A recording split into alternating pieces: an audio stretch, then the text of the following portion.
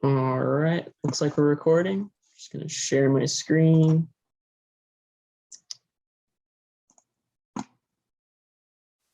Share. All right. Can everybody see this welcome page? All right, awesome.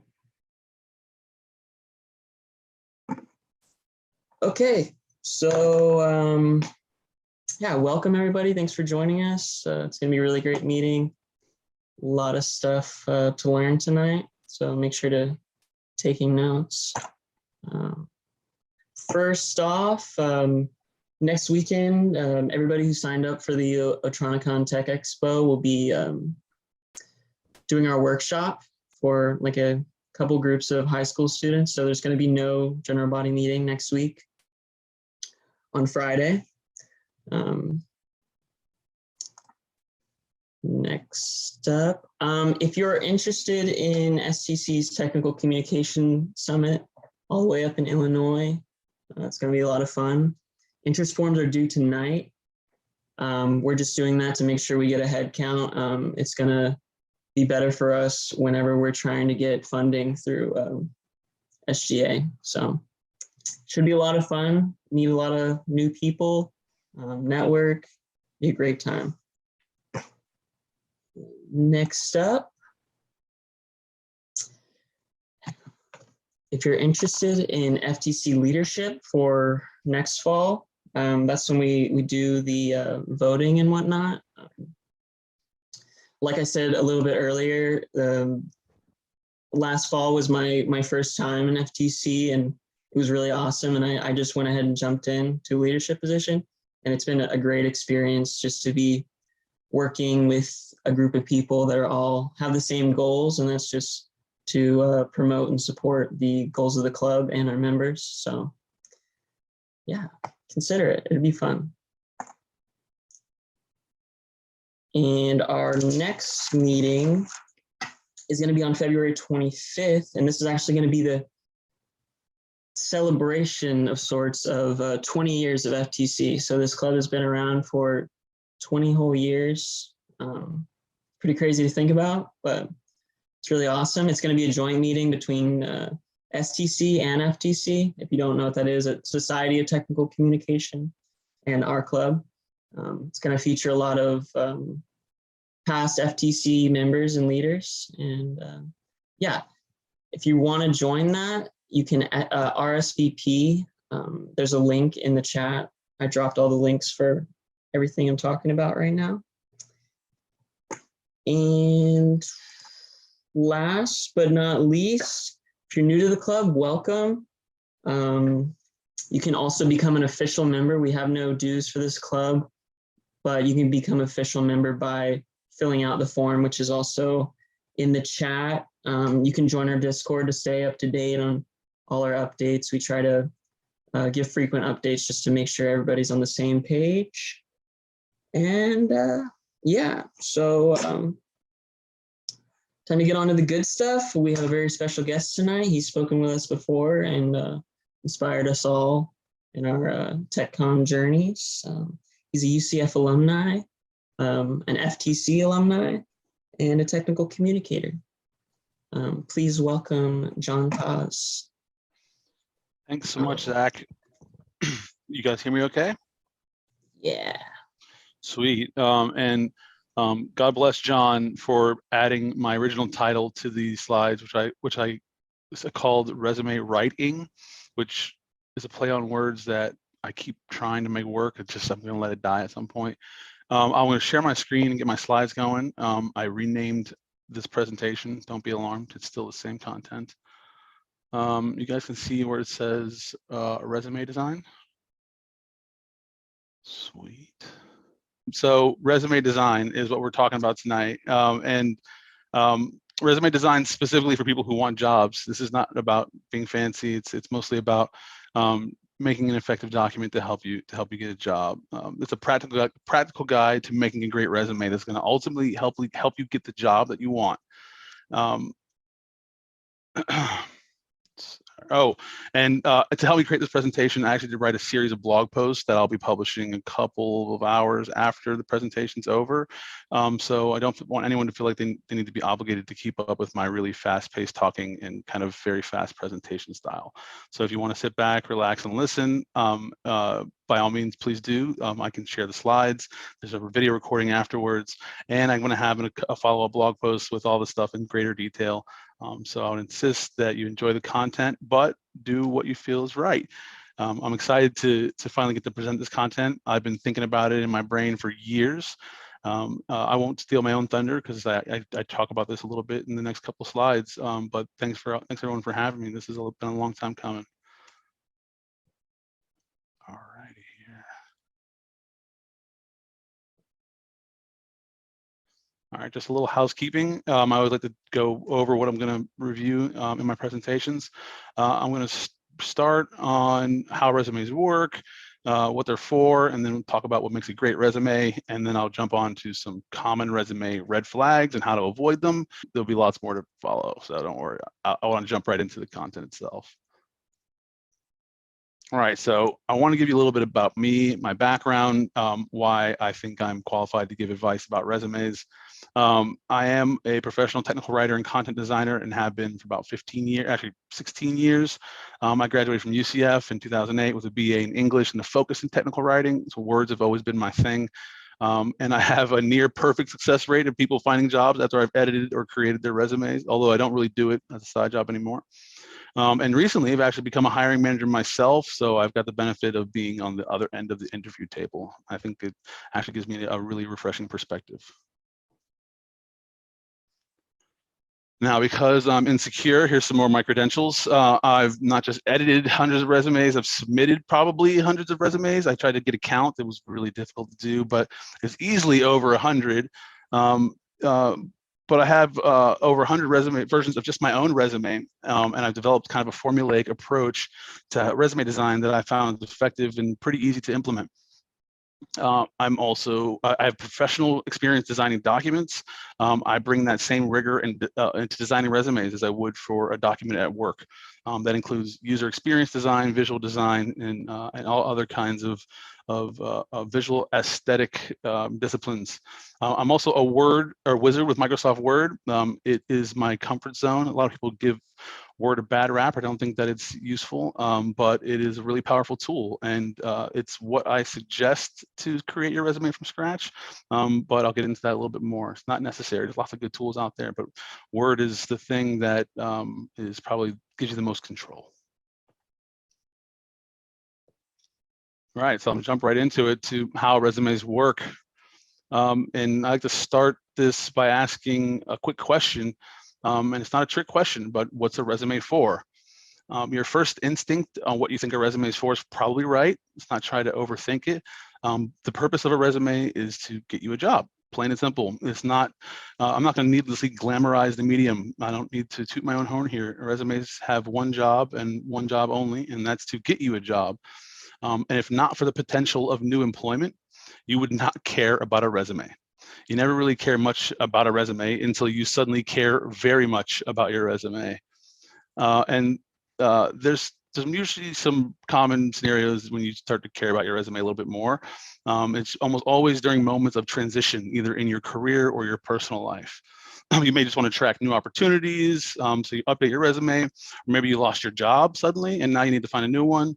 Or if you're looking for your first job in your field, you're likely also to begin thinking about putting together a resume.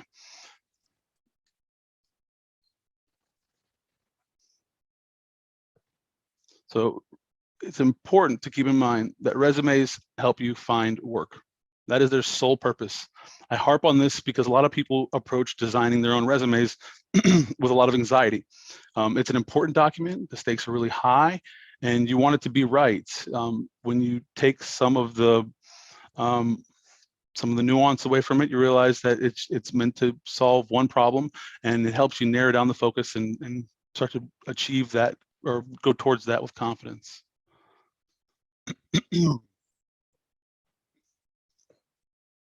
So how do resumes actually help you find work? How do these documents do that job? Well, your resume should demonstrate your potential to do a job. Your resume should always reflect the kind of work you want to do as much as it reflects the work that you've actually already done. This resume is an agent for change. Your resume should include your contact information as well. That may not seem like it's that important, but it absolutely is. Without your contact information, the purpose of a resume falls flat. You need a way for people to get in touch with you, to understand that you're providing a service or you can fulfill a job that's been advertised. Without a way to reach you, none of this matters. Don't goof on this. You'd be surprised if people either include the wrong information to contact or forget to include it at all. It is the most important thing on your resume, your name and your contact information. That is literally the purpose of a resume. If it was a business card, it'd be just as effective in making sure in doing that job. But ultimately, how a resume helps you find work is that it will lead to an interview. Remember, it is you that they are hiring, not your resume. The resume is supposed to help you land the interview, where you'll then need to convince them that you can do the job. Keeping these goals in mind will help you keep your resume focused and provide you with some reassurance that you will get the desired outcome from the singular use for a resume, which is applying for a job.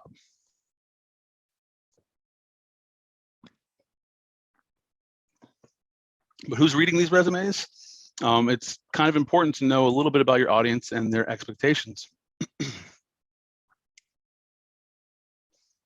But who receives and ultimately reads your resumes will vary from company to company. When being considered for an opening, a number of people will probably have a look at your resume, including but not limited to recruiters who tend to work in human resources. They're the people who will reach out to you and ask if you're interested. They'll schedule interviews with the hiring manager and other people. They are the first line of defense towards weeding people out who might not be able to do the job. So you should understand what their expectations are. And of course, the hiring manager, the person who would be your boss if you were to get the job, they're definitely going to have a look at your resume. And then your peers and stakeholders, people who are going to be your colleagues in the future, are definitely going to have a look at your resume if they're going to be on the interview panel to give you a thumbs up or thumbs down on whether you get a job or not. So the answer to this question is, who reads your resume? Very busy people. These busy people won't probably spend more than a few minutes at best reviewing your resume. Don't take that personally, though, because some of these folks have dozens, sometimes hundreds of resumes to review. And when you want to give everyone a fair chance to be considered, you have to be able to review a candidate's credentials quickly and objectively. So it's not a fault of the process. It's just the nature of the industry sometimes. So next, we'll examine the various characteristics of what makes up a great resume, and that'll help you find some inspiration for when you're designing your own.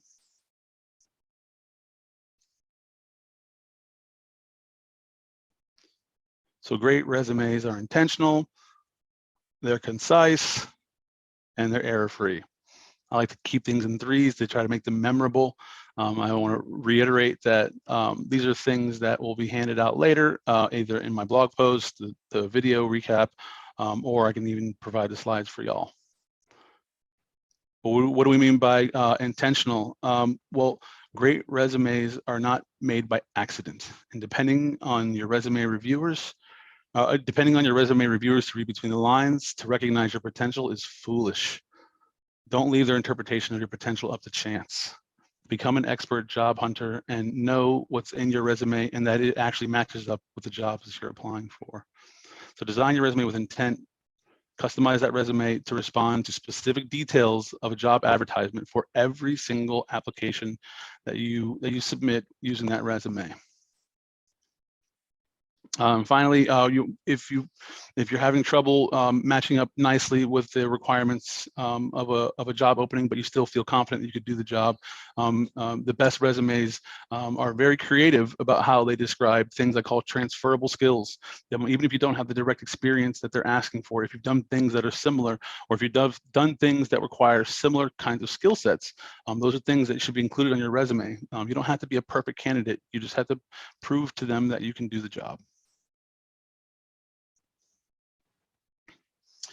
Great resumes are concise. I'm a stickler for this, and we can argue about this for a very long time, but a great resume only ever needs to be a single page. This doesn't mean that you're bad or wrong if your resume is more than one page. I'm just saying it increases your likelihood that your information will be at least skimmed over when you keep it to a single page and make that information digestible. Your resume does not need to be a comprehensive guide of everything that you've ever done, ever. I pity the hiring manager who has to read your entire work history once you've been in the industry for 10, 12 years. The resume is not what tells the tale of your career. It is but a signpost that calls out the highlights most relevant to the job for which you're applying. It's within your interest to be brief. I'll expand on some of this advice with some practical tips that you can use to improve your resume later on in the presentation. More than anything, you need to make sure that your resume can be skimmed and that they can be, the information can be consumed and understood quickly. Remember, the people who are reviewing your resume don't have a lot of time, and you want to make an impression right away.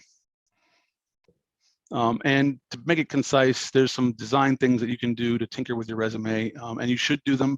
There are no requirements for having a 0.5-inch margin. There are no rules for what a resume is supposed to look like. That one-page rule is kind of important, and you can use whatever design elements are at your disposal to do that. Now, all the great resumes are going to be free of error. Now, no one's perfect, not even technical writers, but you reduce the chance of embarrassment and increase your chances of a callback by doing your best to ensure that your resume is free of typos, grammatical errors, and most importantly, inaccuracies in your information before sending it off to apply for a job.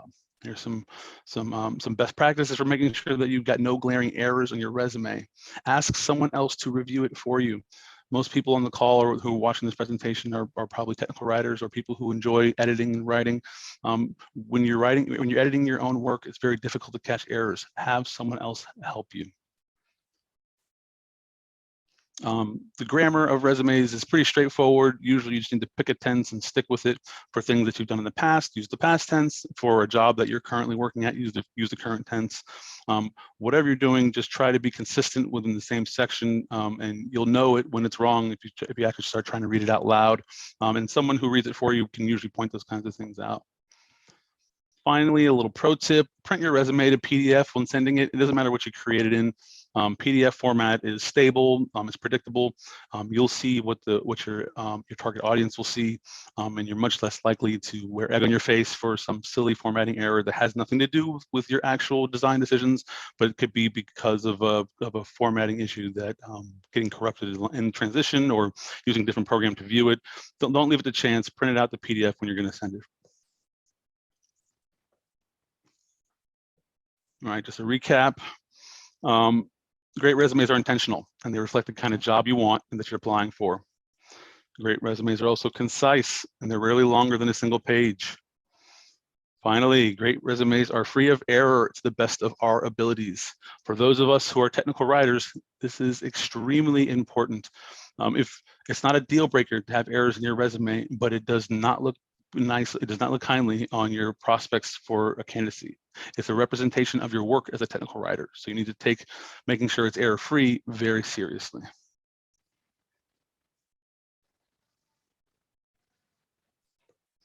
All right, avoiding the common pitfalls of well-intentioned yet ineffective resumes can be tricky.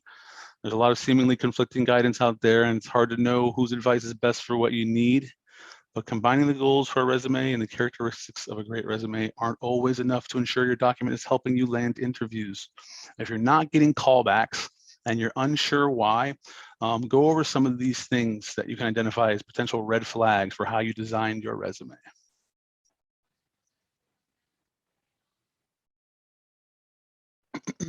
First things first. I may have already touched on it before, but I'll take this opinion with me to the grave. Avoid using a Microsoft Word template. When you use these pre-baked Microsoft Word templates, they're little, you have to understand what you're using. They're little bundles of over-engineered fluff that only serve to distract from the star of the show, which is your content. The design of these pre-designed templates are overwhelming and tend to use formatting techniques that aren't really needed or that are difficult to update and maintain. There are other ways to design documents, and using whatever method works for you to get the results you want is perfectly fine. But you don't need to use tables. You don't need to use enormous blocks of squares or other colored shapes to call out information. And these Microsoft Word templates are full of these things, and they only cause more problems than they solve. I'd love to argue with anybody who thinks otherwise. Big resume red flag is the generalist resume. It's a pitfall. You think that by creating a resume that's applicable to all jobs, that you're covering all your bases, and you won't have to do the hard work to tailor and update your resume for every job that you apply for. I insist that is not a good idea. For companies with high volume applicants, you greatly reduce your chances of being invited for an interview by not taking into account what the job description talks about. You can almost always assume that there's going to be some sort of filter to try to get people out of the way who are clearly not qualified. You do yourself a disservice not to try to make sure you match those keywords and that you've been paying attention and read the job description and understand the duties and responsibilities. Avoid the generalist resume. It just makes it look like you're not really paying attention. I'll harp on this a lot, but I won't get into too much detail. I believe this very thoroughly, that if your resume is too long, they're not going to read it. If your resume is over one page, you are at risk of being ignored. Don't do that. Keep it short and simple. And finally, and this is a little harder to gauge, but if you have someone review it for you, review your resume for you, they can usually identify some poor design decisions or some things that are confusing, or if it's if you're using formatting choices that are inconsistent or that are distracting or different than other things that are on the page. There's lots of different problems that can be the culprit for poor document design, but it's honestly it's far more common that there's just some funny formatting going on in the background and people don't know how to use Word correctly sometimes. So these things can really make you look foolish and distract from your candidacy for a job.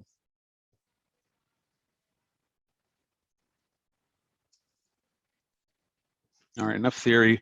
Let's take a look at a few ways to organize a resume with some actual examples from my past and my resume.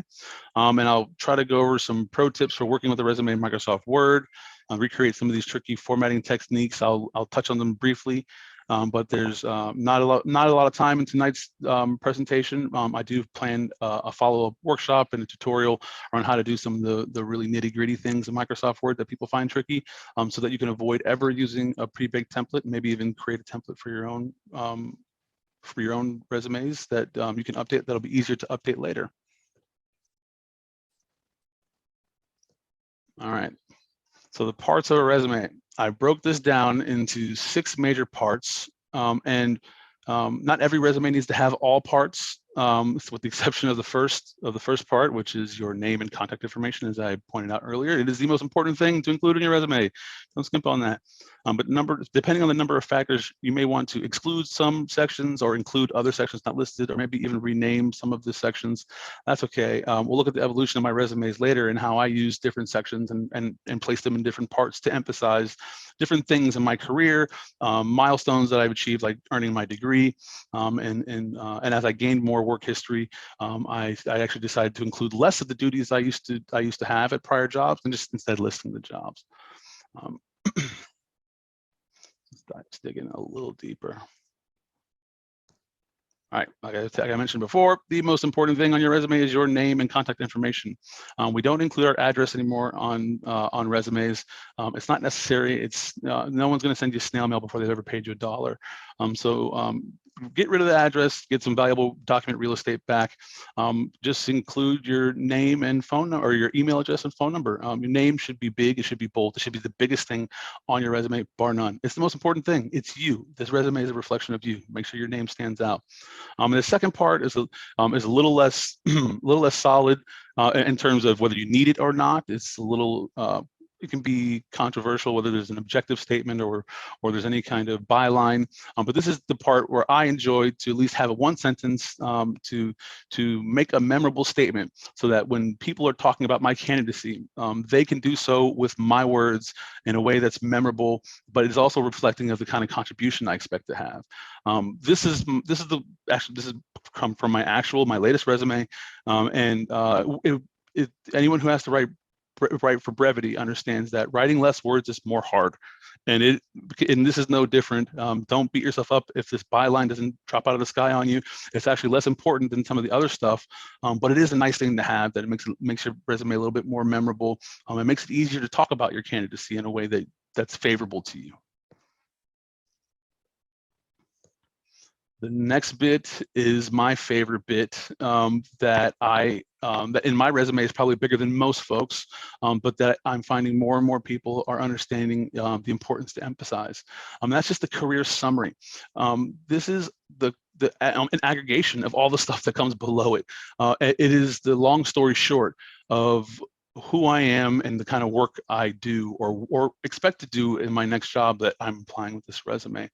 It is reflective of what I want to talk about in a resume. And depending on the kind of job I'm applying for, this example I'm using here, I may include or exclude any one of these sections. But for this resume, for those who could be accusing me of being a bit of a generalist here, this is actually a resume I might use to apply for a documentation manager position. And as a documentation manager, I would have responsibilities overseeing aspects of all of these things. So it actually is still applicable to the one type of job that I'd be applying for. If I was just applying for technical writing jobs, I might not include much about content design or UX writing if it's not part of the responsibilities that are listed in the job advertisement. I can use that real estate for other things to talk about more of my documentation experience that would be more beneficial to potential employers. That was interesting. Oh no, that's what that was. So this is the tools and skills section. There it is. Tools and skills section. This section is the easiest to get wrong if you don't update it according to the job that you're applying for. I know a lot of people stress over whether they have the specific tool that is listed as a requirement in a job. This is how you solve that puzzle, is by making sure things are listed in these sections that are listed as requirements for the jobs that you're applying for. This is also where you need to get a little creative, in that if you don't have direct experience doing some of these things, you can at least put them down with confidence if you've touched them, if you understand what they do, you have a working knowledge. I would say avoid qualifiers, avoid using the term working knowledge, but it's fair game to include things here that you might not be an expert in, that you might not be 100% proficient in, but if you understand enough to use the help search functions, Google searching to get yourself out of a jam, you should put those things down there with confidence, but be ready to talk about that at an interview. I would never suggest that you misrepresent your skills, and you want to make sure that you're not setting yourself up for failure by over-promising and not being able to deliver on those kinds of skill sets. A good example for what you're looking at with my resume is I have basic coding, HTML, CSS, and Python. Does that mean I'm going to go and code a website on my own and it's going to be beautiful? Absolutely not. I'll make a website that looks terrible, but I know how to troubleshoot. I know how to read logs. I know how to be dangerous with these things, and I really know how to open up the code and look and understand what's going on in there. Which means I can do some basic troubleshooting. Which means I can diagnose some problems and know when to ask for help when I'm out of my element. These are all, but I don't have any certificates in HTML. I've never been to a boot camp or anything. Just stuff that I fiddle with in my spare time that is useful for the kind of jobs I would be applying for. This is probably the most familiar part of a resume, and that's the part of the work history. Your instinct is to use a bullet list for this section because you're listing out different duties and things that you've done. When you start to collect a lot of work experience, as I've got here, you start to run out of real estate really quickly, and you find that there's some overlap for these things. This is where the career summary section really lends itself to expanding on the work history without having to list everything I've done for every job I've ever done. In my career summary, I listed I've got seven years technical writing experience. I got experience doing wikis and all this other stuff. And if we want to dive into it deeper, if an potential employer is interested in any one of these things, we can always talk about that at the interview. I included here what I wanted to talk about, and my last two jobs are the ones that are most relevant for the things that I want to do. So those are the only ones I bothered to dig into the duties of. This is at your discretion, and I say you do this This is where the meat of your content almost always will live.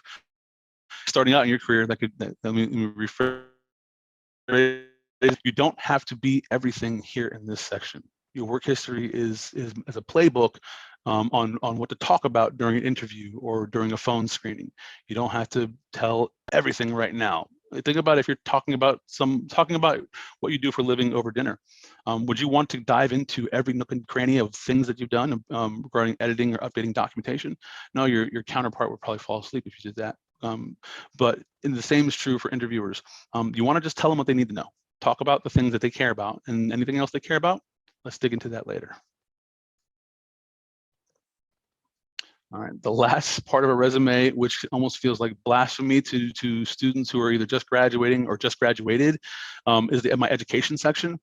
As I want to get to later parts, to earlier versions of my resume, you'll see that the education section starts off at the very, very top while I'm still in pursuit of my BA. And as I gradually look at different versions and the years go by, education gets lower and lower on the totem pole of importance. And it's not that I am not still proud of my education. Not that I still don't talk about it in interviews, but all the other things that I've done since then are more recent. They're more applicable to jobs. My BA usually just gets me in the door and proves that I can do academic research, write at a certain level of quality, and I'm a good finisher at things. Outside of that, it's hard to say that your degree is going to speak towards any of your other skill sets. Again, it's not a deficiency of your degree. It's just the nature of working. Your degree is just a point. It's just a snapshot of what you're capable of doing in one moment in time. Everything else before or after that is still just as relevant.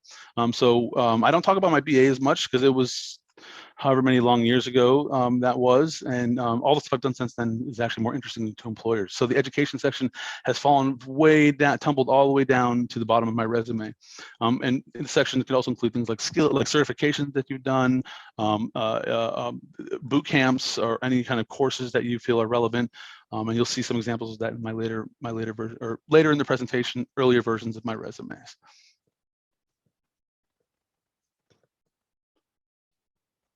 All right. So these are some steps I take using Microsoft Word to design my resume. Very basic, high-level instructions, but using these things and going in this order usually minimizes the kind of frustration that you're going to have when you're designing your resume. But always start with a blank document.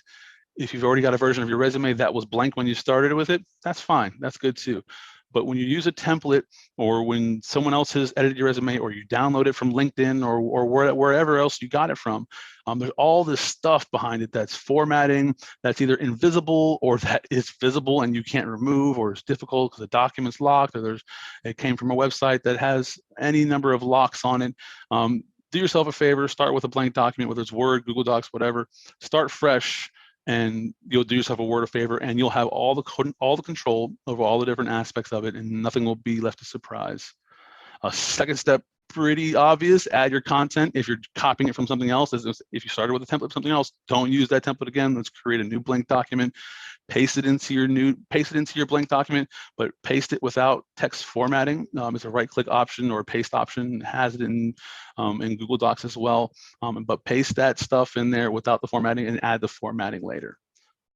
If you don't have content to start with, then I guess you know what your homework is to start filling out these different sections as they're applicable to the jobs you want to apply for. You have to write that content from scratch. Has to come from somewhere. A good pro tip might be to start with LinkedIn. Filling out the LinkedIn profile is more of a form. It's easier to get started, and you can usually download that information, and then, like I mentioned, copy and paste it into your new blank version of your resume. That's fine too. However you get the content is less important. That when it makes it into what will eventually be the resume you use to send to potential employers, you should paste it without any formatting so that you can adjust the formatting separately later. You're decoupling the content from the formatting, at least for the purposes of your new, shiny, impressive resume.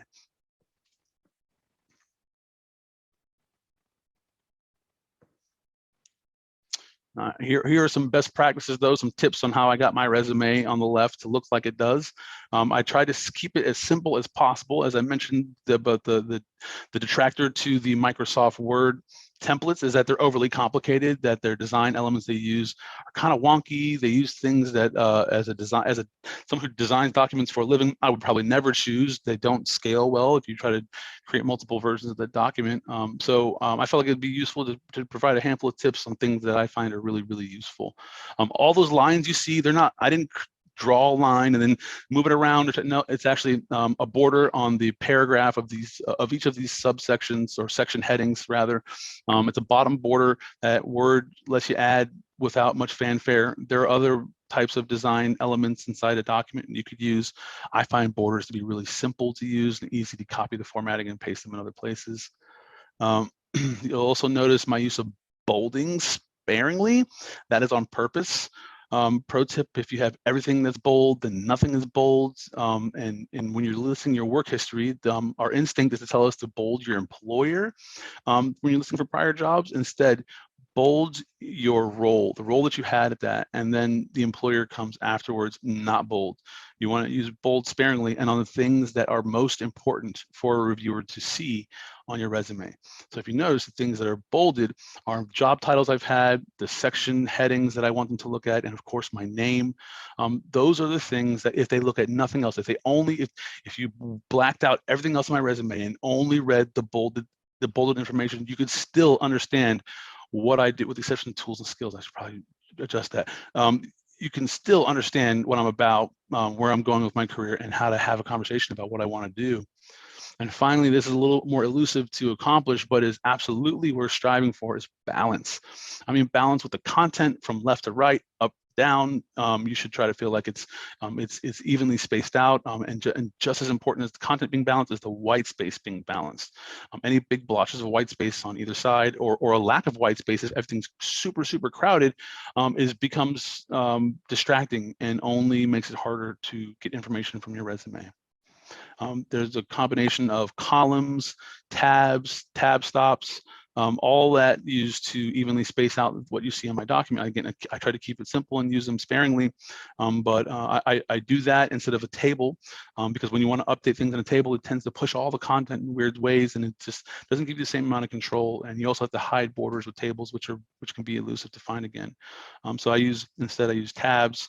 I use columns, which are not tables. It's actually a formatting feature inside Word and Google Docs, to achieve this look of balance for my resumes. And that's something I'm really proud of, that I've kind of always found that I did throughout my history of making resumes and applying for jobs. Now, I actually have a whole workshop planned. It's not this workshop, which will probably be longer, a little more hands-on, where people can bring their own resumes and we can go through and talk about different formatting tips and techniques. But there's not that much time to do that in this session. For people who are interested in that, I say either reach out to me, or going through FTC. It'll probably almost always all these things will be done through FTC. But that's something that I'm still gauging interest on. So do people want that kind of hands-on workshop thing for resumes? Because for me, I learned a lot of this stuff on my own, just doing it and asking for feedback. So if that's something that you're interested in, reach out to me on Twitter, LinkedIn, whatever.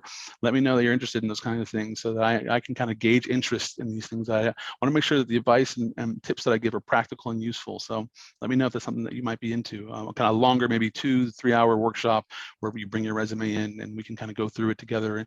And I could show you, demonstrate in Word, in Google Docs, how to get these kind of design outcomes from your specific resume, including examples, me jumping into the application. So reach out to me afterwards and let me know that that's something you might be interested in. So I've held the best for last, and I say this selfishly because this was a lot of fun for me to go through and look through my old resumes. But I felt like it wouldn't be fair of me to give you all this information, all this talk, and not show you some proof that I've been working on my resume for quite a long time, that I have many versions of them. So I went through and picked 4 versions that are specifically important and that are useful to talk about and see the evolution of me as a professional and as a resume designer. Without further ado, I'll jump into some samples of my resumes. And by all means, I'm hoping that people are inspired by these things, because I picked them at different points in my career as well, along the lines of people who I meet at FTC meetings. So hopefully you get some inspiration from these things. Right. So the first up is actually my first resume. This is literally the first resume I used ever to apply for jobs as a technical writer. And actually, going through my work history, excuse me, my email history for my first ever job as a technical writer, as you can see in my work experience section is much smaller than my original resume I originally showed, and you can see the job that I had listed there is Circuit City. That's a retail job. This does not look like the resume of someone who's a professional technical writer, and it's because I was not a professional technical writer. You see in education it says present. I was still pursuing my degree, but that did not stop me from wanting to apply for jobs. And actually, I think I created this resume originally for Dr. Madeline Flamia's class, and one of the assignments was to put it up on monster.com or Career Builder or whatever the website was at the time. And that's actually how I got my first opportunity to work as a professional technical writer 2 years before I graduated from UCF with my degree. I was working at Circuit City, and I got a phone call from a recruiter representing a contractor to work for Siemens, and they said they liked my resume. They found me online and asked if I wanted to come in for an interview. And I can say with all sincerity, excuse me, let me take a sip of water. I can say with sincerity that I had no idea what I was doing. I had no idea what I was doing at the interview. I had no idea what I was doing at the job. But as a technical writer, that's kind of the nature of the gig. I told them at the interview that I had never had a job before as a technical writer, but I really, really wanted to be a technical writer, and that I really, really can envision myself doing it. And they explained to me what the duties of the job were, and they all seemed like I could do it. Again, in retrospect, no idea what I was getting myself into. And this is the job. This is my resume. They got me my first job. Proficient using Mac, PC, Excel, Word, Photoshop, which is not really that true because I had actually only used Photoshop once, and it was a pirated version, and a bunch of other stuff that I just was throwing stuff out there, and it was enough. It was enough. I listed my coursework. I listed just enough things to show people that I cared and that I was thinking about being a professional, and the rest was up to me to convince people that I was competent enough to do this job. This is all you need, people. It doesn't have to be fancy. It doesn't have to be a design document. It doesn't have to be an infographic. This is all you need to get started, to start applying for jobs and doing so with confidence. But if you don't have some balance and it doesn't look like a job, it doesn't look like a resume made by someone who's worthy of having a job, who's ever had a job, then this can be hard to convince people to hire you. So fake it till you make it. Act like you've been here before, and good things will happen. The next one is actually, so I got what has been referred to as my dream job at one point.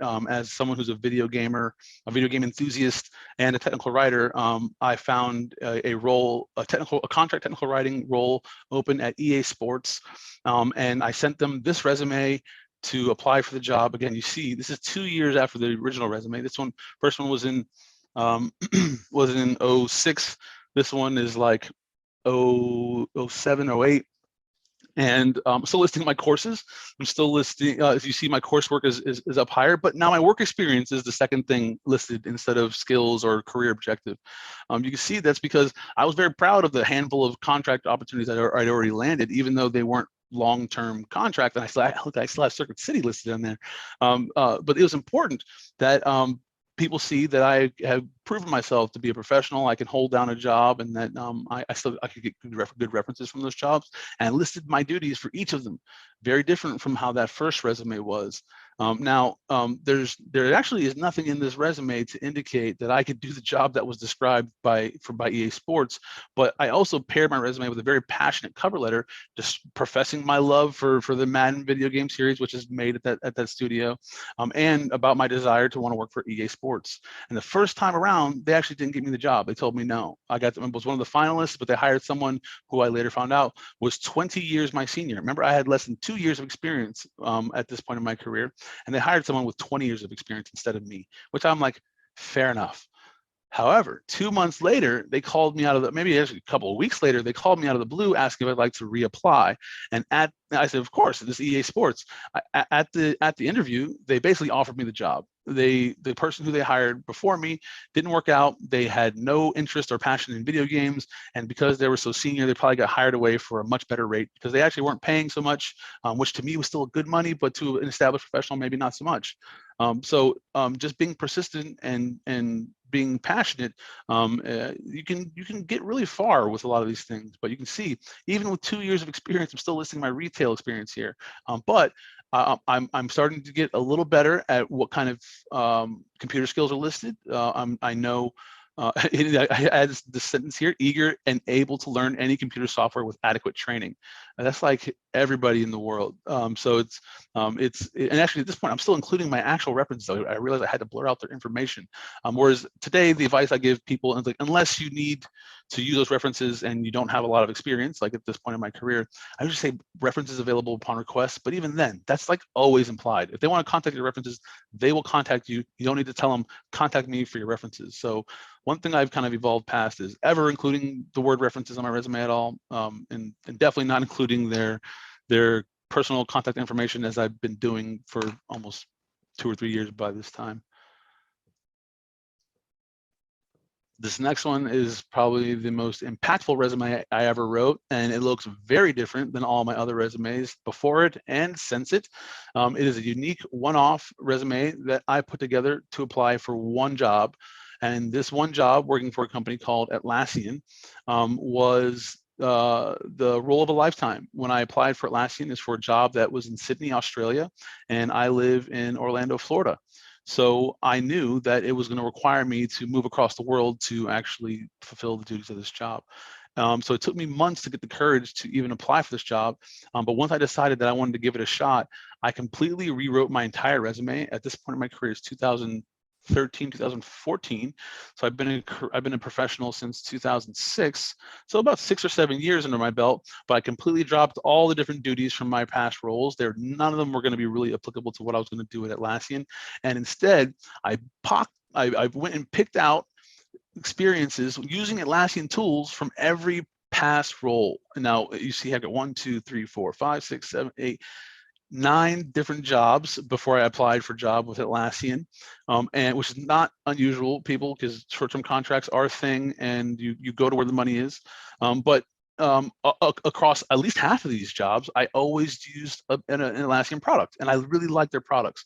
So I just pulled that information. So this is a very unique way to organize your resume that actually was extremely effective. They called me back within 24 hours. Took months of negotiations, but they gave me an opportunity to move across the world for them. I doubled my salary. They gave me an enormous relocation bonus, and the rest is history. I worked for Atlassian for 6 years. They moved me across the world twice, and it was opportunity of a lifetime. I'm still very much an Atlassian fanboy and enjoy their products and the company and the people that work there. But it all started with this resume, and it's not chronologically organized. It's not organized how any of the other advice I gave you. I included this to show you that sometimes being creative but staying within your guidelines, your swim lane, can prove really valuable. But I knew the job description for this thing inside and out. I'd stared at it for 6 months, hoping that it would get filled so I wouldn't have to apply for a job I felt like I was destined to fulfill. So by the time I'd created this resume, I knew that if you hold up the resume on one side and the job description on the other, I literally could go line by line and check a box next to all the requirements that I knew I would fulfill. There was no way anyone was going to tell me that I couldn't do this job. And the rest is history. That I got an opportunity to move across the world with my measly English degree and make a great money and work for a really fun and reputable company doing really interesting and challenging work. I could not have asked for more. If you told me that's what my career as a technical writer would be, I'd say sign me up, coach, because that was not expected when I first chose this profession. And my resume unlocked those doors for me. And I'll end just for the sake of comparison with my current resume. And you can see how far I've come, how different it is from my first resume. It is a pleasure to have this long, really robust career. And I would be a fool if I said that putting a lot of effort into my resume didn't help me get to where I am today. It pays dividends many, many times over to get this right. It's an important document. It's not just your professors trying to give you work to do. It's not just your mom and dad trying to make you be something, or trying to act like a professional, fake it till you make it. This stuff is important. And this is why I decided to make a presentation for it, despite me just giving this general advice to pretty much everyone I've mentored, and any of my friends or family who need help with their resumes. This stuff is baked into my brain because I could not afford to be without a job. I needed to work. I wanted to work in my profession, and I knew what I was capable of. I wanted to make sure my resume was a reflection of what I can do and my potential. And doing so has been the best move of my career. And I hope that I was able to provide a little bit of inspiration and some reassurance that you can do this too. If you want more advice and tips to do this, get in touch with me. Follow me on Twitter. I'm gonna make this my mission to try to get people to be able to not do resumes so poorly, because it's just, all it does is just, it makes people think about you differently than how you should be thought about. Give people an opportunity to give you an opportunity, and you do that with a great resume. Thanks, everyone. And that's the end of my presentation. Thank you. Thank you so much, John. That was extremely informative. Yes. Yeah, it's a lot of content, which is why, and plus anyone who's seen my presentations know I talk really fast, and I actually, that's probably the slowest I've been through my slides, and I purposely didn't want to include a lot of slides, so I didn't have a lot of content to go through. Like 50 slides in 45 minutes. But that blog post will be posted by tonight. I'll hand the slides off to Zach if you guys want to upload them. And then there'll be this wonderful recording. I love talking about this stuff. I love helping people out with their resumes. If you want me to have a look at yours, by all means, do so. I say, don't have tender feelings, because I will let you know if your resume looks terrible. I'm not going to be mean. I'm always professional about it, but don't bring me your rough draft. Bring me the thing that you're proud of, that you're about ready to start applying for jobs with. And if you really want specific advice about whether you can consider yourself a genuine candidate for a job or not, when you ask for help with your resume, include links to the jobs that you're going to apply for. I always want to look at remember, my advice starts and ends with tailoring your resume to your audience. So if you want help with your resume, you want some feedback, send me a copy of it, include a link to whatever jobs you're planning to apply for, and then tell me what you think is good about it, what's bad about it, what do you like some specific feedback on. If you want me to just give you say, hey, have a look at this, I'll do that. But be prepared to get feedback that's actionable, but that is going to be direct, because this is important stuff. And most of us who are listening to this presentation are either documentation enthusiasts or technical writers, content designers, UX writers. We're word people, most of us.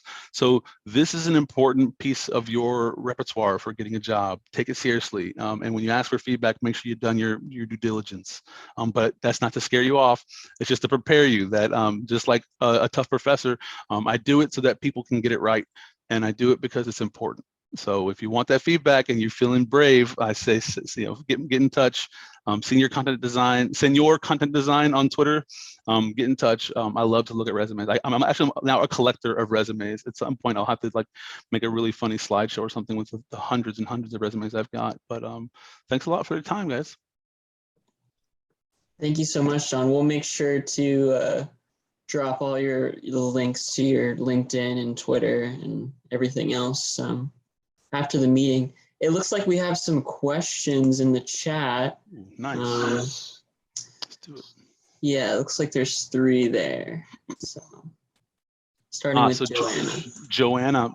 So if you notice that that version of my resume that where I applied for the job at Atlassian, it actually, I'll share my screen just to bring it back up while I'm talking about it.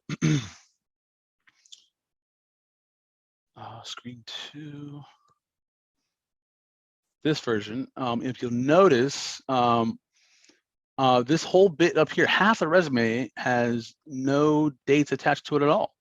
And I included dates here because, I wanted to show that, because I just listed all these things and I'm kind of a young dude at this point. It'd be like, oh, how often? I just want to show that there was some longevity in these positions, but you don't have to include your dates on anything.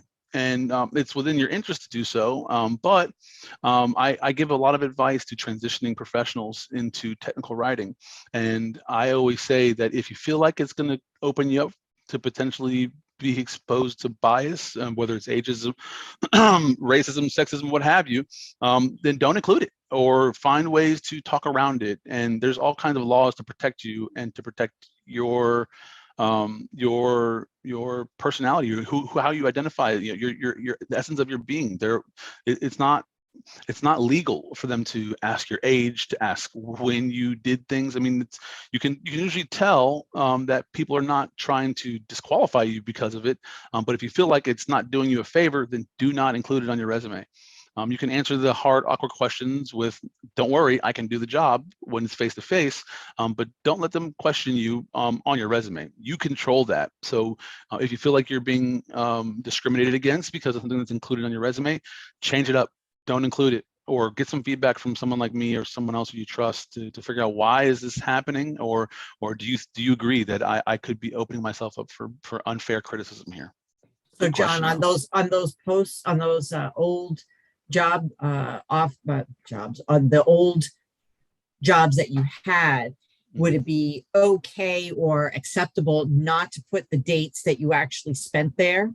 Could you just say 6 years or 2 years or whatever? Because I know I was helping a friend do a resume, and I started with taking the date that she graduated college out and just put down what she had as her background, what she studied. And then I cut out everything from like, I think when we got to like the 11th year back from today, I basically eliminated all of that, because I felt like it was redundant anyway, and just kept the most current positions, and just to avoid, because she believed she was getting passed over for job opportunities. So she didn't even get the chance to talk to anybody. They're just discarding it based on all these, the fact that she's older.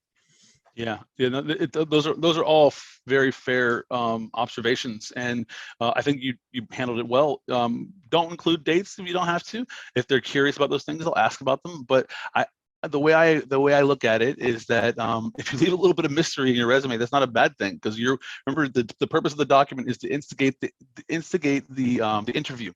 If that means that they have to pick up the phone and say, "Hey, when did you graduate?" First of all, why do you want to know when I graduated? Are you worried that the coursework that I did then is not relevant anymore? It's like, I still have all the same skills, but trust me, I can still do the job. People are much less confrontational than people give them credit when it's over the phone, face to face, or Zoom meeting. If it's just through email, there are legal ramifications for asking about when someone graduated, what their age is, what their marital status is, and sexual orientation. Those things are off limits always, forever, as a place of employment, especially when being considered as a candidate for employment.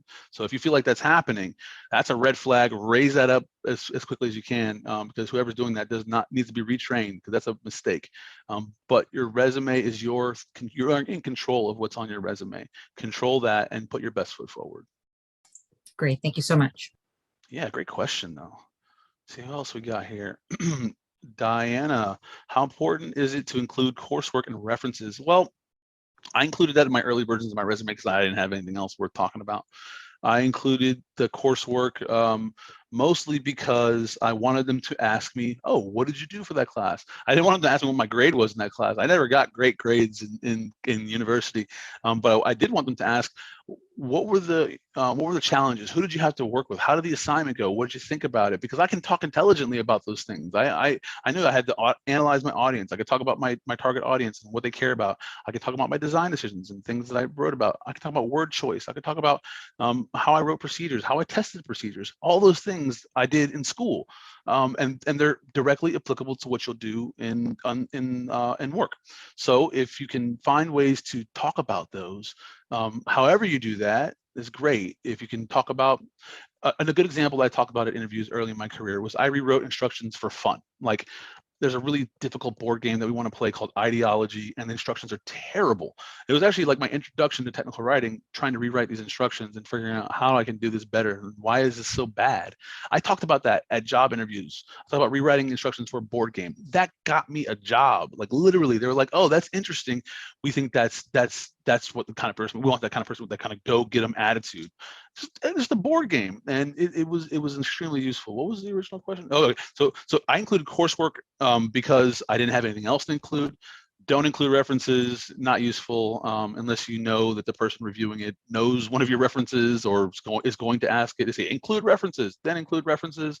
More often than not, if they want to see your references, they'll follow up with an email or a phone call and say, hey, do you mind passing over 1 or 2 professional references? And then you send them the professional references with permission, but don't include anything about references ever unless they specifically ask you for it. Thank you so much. Really helpful. Sure. See, Amy asked, I've seen recommendations to include one's LinkedIn profile and portfolio website in addition to email. Do you think that's necessary? I don't think it's necessary, but I think it's amazing. You do yourself a world of good to include those things, just so long as they're polished, they're error-free, you're proud of them, and they're relevant. I always, you see, I don't include mine even in my later version of my resume, mostly because if they found me, they usually found me through one of those things. I don't need to point them to it. And sometimes my website crashes, johnapaz.com. Sometimes I break it myself because I hand rolled it. I like people to find it, and people do find me from my website. But I don't need to include it in my resume. Usually the website is like icing on the cake, and I don't want to point people to something that I break regularly. But yeah, if you have those things and you're proud of them, include them. You can only do yourself good. It's just so long as they work, the links aren't broken. Test those things, send them to your mom. Mom, when you click this, what does it do? If your mom can figure it out and they can do it from your phone, you're good to go. I say do it with confidence. But check it from your phone, because you see, I'm a hiring manager. If I get an email about a qualified candidate that's exciting, I may click their resume and download it onto my phone and read it while I'm in the car or something. That's not that unusual. So just make sure that thing works in different kind of environments. But yeah, include that stuff. That's great stuff. That's like your portfolio, your LinkedIn, all that stuff is fair game. Include it, and if you get feedback on it though. Thank you so much. Appreciate it. Yeah, my pleasure. I saw that you included professional organizations, this is Samantha. I saw that you included professional organization, such as that you're a member of STC, but it's not on your current resume. Good eye. How important are extracurriculars on resume, and should we include them? Well, Samantha, going back to my first version of my resume, I didn't have anything else to include. And a lot of the times I would apply for jobs that I was either pointed to from a referral, like someone who I met through an STC summit. Oh, that's a great plug for what Zach was talking about at the beginning of this thing, is that the STC summit. I always, anytime I went to the STC summit, I went to 2 of them on UCF's dime. Strongly encourage you to do that. Highly advised. It was a lot of fun. I made friends there that are still my friends today, 15 years later, including Alex Garcia, who was the president of STC Orlando.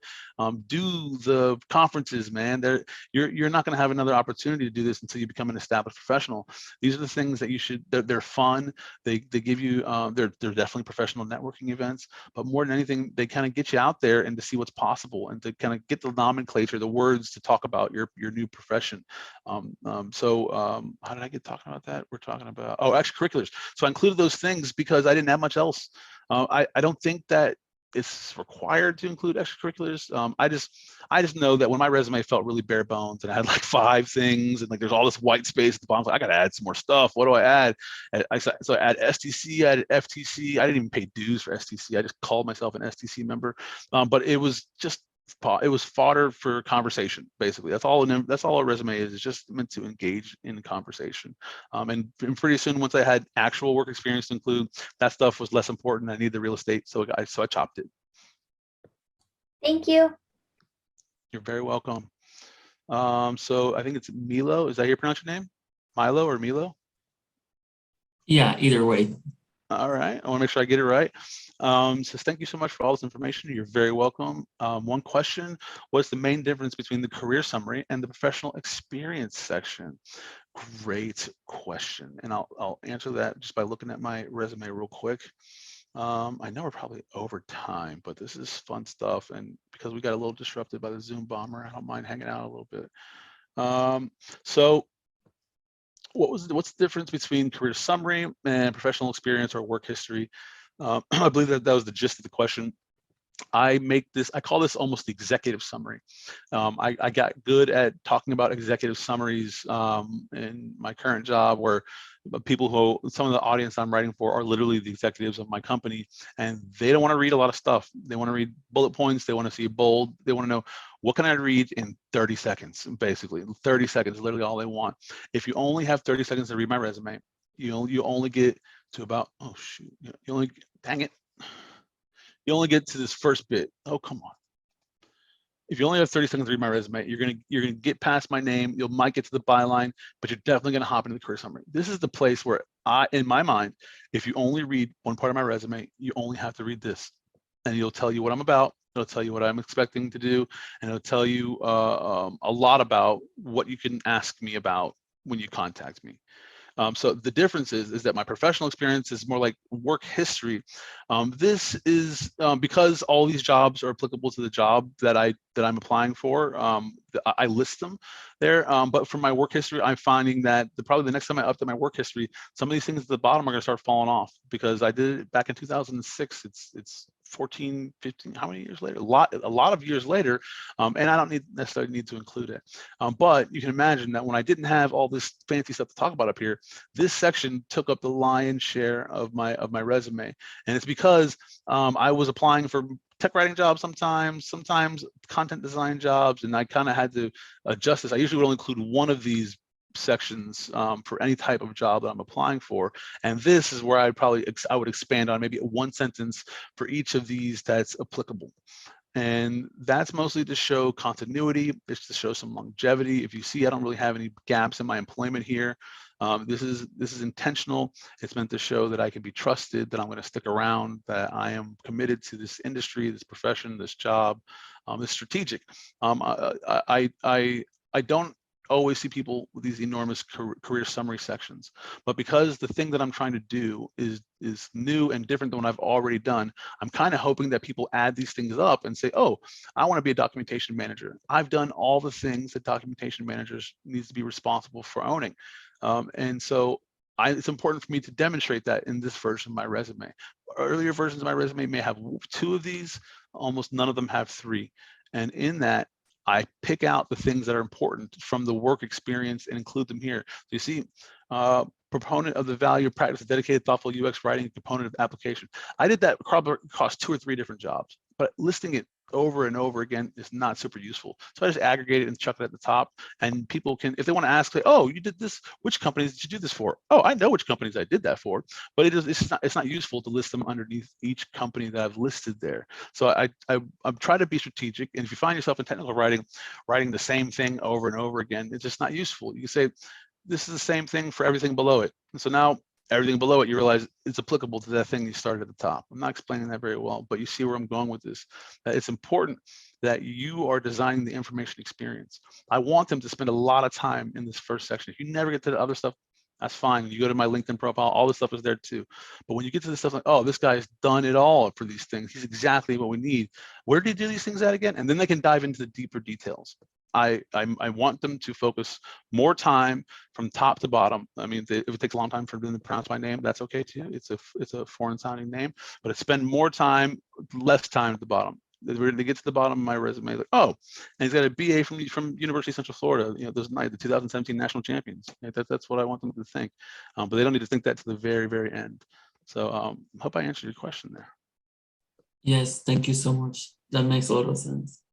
Yeah, my pleasure. So Henry's asked, thank you again for all the advice. You're very, very welcome. A bit of a vague question, but do you think a master's degree would help my job prospects down the road as far as technical writing goes? I'm a junior and a little on the fence. There's a whole presentation involved in this question here, Henry, but my general thinking is understand why you're going towards the grad degree.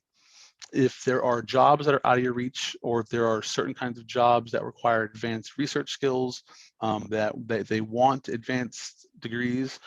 Be intentful with your pursuit of that degree. Don't do it because you are scared of the workforce. Don't do it because you kind of don't know what to do next. Don't do it because you haven't found your job yet. You've been on a dozen interviews or so. That is par for the course for starting off in your career. That uncertainty is okay. Don't go into a decision that you're going to regret later just because you don't know what's next. Not knowing what's next is the name of the game, and it's scary as someone who's just now finishing that very rigorous, structured part of your life that is schooling. The rest of your life is not going to be like that, and you're going to have a lot more say over what you do and where you go. So your master's degree can sometimes feel like an attempt to keep control over what you do and the things that you're doing every day, to make sure that you have something to do. The scariest thing when you're just ending college is, what the hell am I going to do with my time all day? Now, anybody who's got hobbies and stuff, like, oh, I'll play video games, I'll go play sports, I'll hang out with my boyfriend, girlfriend, significant other, whatever. You'll fill that time some way. But what am I going to do for money is a much scarier question. You should start pursuing jobs now. Don't wait for you to finish your degree. Don't wait for you to start your next degree. If you want to start your next degree and you're sure you want to do that, that's cool too. You can still work and pursue a master's degree. And actually, that's probably a better path forward, because then you're much less likely to have to take out enormous student loans to pay for it, because you'll have some money coming in. You can at least maybe pay for one class at a time out of pocket, which seems ridiculous. But when you have a career and a salary, that's actually not that ridiculous. And some employers have salary matching things that if you're pursuing a degree in your field, they'll help you pay for it, or pay for it all yourself. Don't think, if you're paying for your own grad school, it's really painful and really expensive, because you don't have money coming in if you're doing that completely out of pocket. If you got a good job and you're like, oh, I want to do a master's degree because I want to be a director of technical writing, because I want to go work for NASA, or because I want to do something else that's really, really hard. Just make sure the pursuit of that degree is a means to your goals, and the degree itself, I don't think, should be the goal. Don't just do the degree just to do the degree. Have intent. Look at the curriculum. What are we going to study? What are we going to talk about? How's that going to help me get a job? I am not one of those technical writers who will sit up on a soapbox and preach the value and benefit of technical writing and documentation. Like, oh my God, it's so good. What we do is so important. No, I understand the worth of my role. I understand what my contribution is for, and how it makes my boss money. That is the name of the game for technical writing. It's a job. It's how you get paid. Don't wrap your identity too much up in it. Just find out how you can do some work that you think is valuable, that they're going to pay you what you're worth, and doing some stuff where you kind of feel like you got a future. If you feel like you're bumping up against the requirement for a graduate degree, I would be very curious to know what you're dreaming of, because you don't need it. It's not a requirement. It is nice to have. It does mean that you can demand more from your potential salary, but so does going to coding boot camp. So does learning how to do Python in your spare time. So does anything else. If you want to do school because you like school, that's okay too. That's an acceptable answer. Just make sure you know why you're doing it and you have a way to pay for it, because it can really be detrimental to your personal financial health later on in life if you just did a degree just because you didn't know what else to do. There's lots of other cheaper ways to solve boredom. Don't let the grad degree be that for you. I'm a proponent of higher education. My mother is a professor at UCF. I don't know if anybody knows that. Usually she doesn't like me to tell that when I'm on these meetings, because then she gets students say, oh my God, I saw your son in a presentation. My mom is a professor in the English department at UCF, Dr. Len Casimir Paz. And I'll tell you what, that it's I forgot why I even started talking about that. So it's, the master's degree. And she'll be the first person to tell you that. Have some intent around it. She's a proponent of higher education, has got a PhD, and is a professor. And she'll say, why do you want to get a master's degree? That should be the first question you ask yourself. Why do I want to do this? And I always say, when you keep in mind that technical writing is a means to an end, it's just a job. If you want to go to pursue that stuff and master's degrees where you want to do it, more power to you. But you don't need it to get a job right now. I bet you most people on this call are probably prepared to start being professional technical writers today. And I don't care how much, even Zach, who said he's not even a professional technical writer in schooling, he said he's anthropology, he could do it right now. You have research ability, you have writing ability, you've taken English Comp 1 and 2, you've done advanced writing, you've done all these other courses. Humanities peoples, we are needed, desperately needed inside tech jobs. If you are a techie who can do humanities, or humanities who can do techie, whatever, they need artsy people. They need people with a conscience and with a plan and with a vision inside tech. They need us. Start doing it. Orlando's got a good job market. There's a booming job market right now. Labor is, you would never be a better time to be looking for a job than right now. Doesn't feel that way with the kind of recession looming, but for tech professionals, it's great time. You have more power than you ever will have to command a higher salary, which will reflect that in the rest of your career. So I say, give the workforce a shot. If you're just nervous about what's going to happen next, even if you're a junior. My first job, I was still 2 years. My first job at Siemens Power Generation, when I got hired away from retail working Circuit City, I was still 2 years away from getting my degree. All I had was a bunch of courses under my belt, and I was falling asleep in most of them. Ask any of my old professors. The running gag was that John was always sleeping in class because I had 3 kids and was married and just working full time while pursuing my bachelor's degree.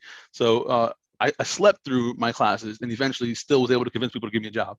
It's not rocket science, and even if it's rocket science, like I did work for rocket scientists, Lockheed Martin, like it's learnable, it's coachable. Trust in your training, trust in yourself, and be confident that you can do a really good job with what you got right now. And if you want to still do a master's degree, more power to you. I'll be your cheerleader for that too.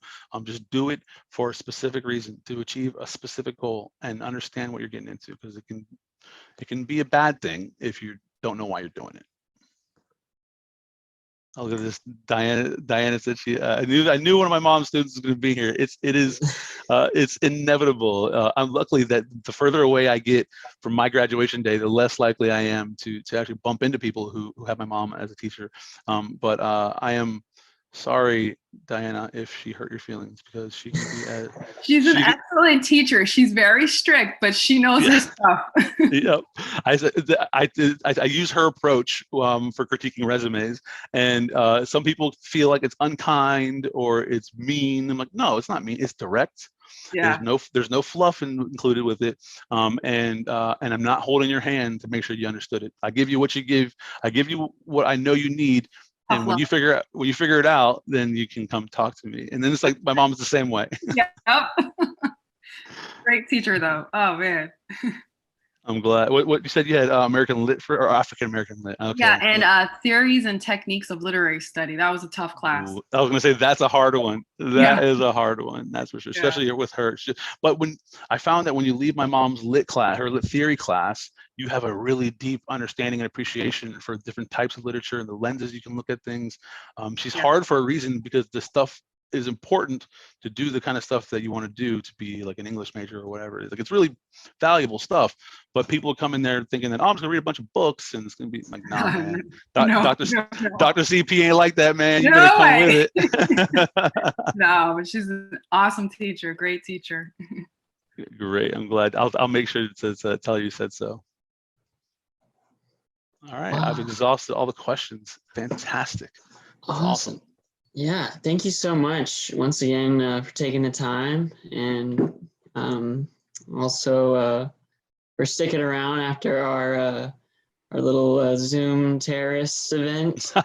That we'll make sure to edit that out of the final footage that we'll be uploading online for others that couldn't make it. But yeah, can't thank you enough. I'm going to drop the links into what we talked about in the announcements again for anybody who wants to sign up for the summit. Tonight is the deadline if you're wanting to go.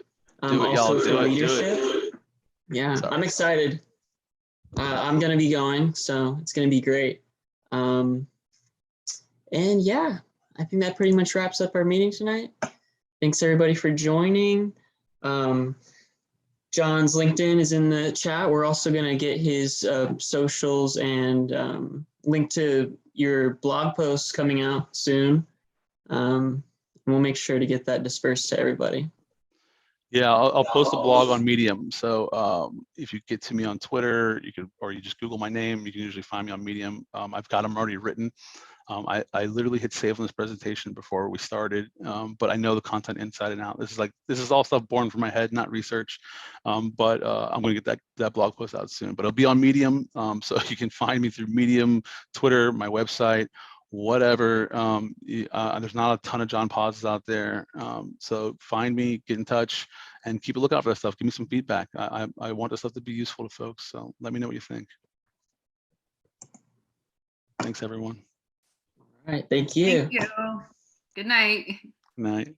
Thank you. Good night.